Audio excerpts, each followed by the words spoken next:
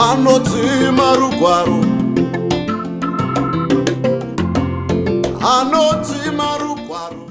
Unotyei mwana wamai wangu, unotyeiko usatya, unotyeiko.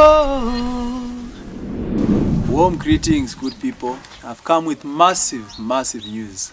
The man of God, Pastor Ian Sani, is dropping a 10-track album titled Mwari Pazvose. Album rakarongeka, unotamba, unoworshipa, unokomborerwa, unoita zvese. It's a powerful album. It's a must-have. Yes, cheers.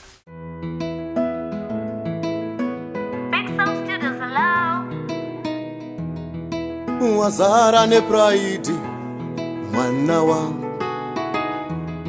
zvatova mwana muparadzi jayara. Wazara ne pride,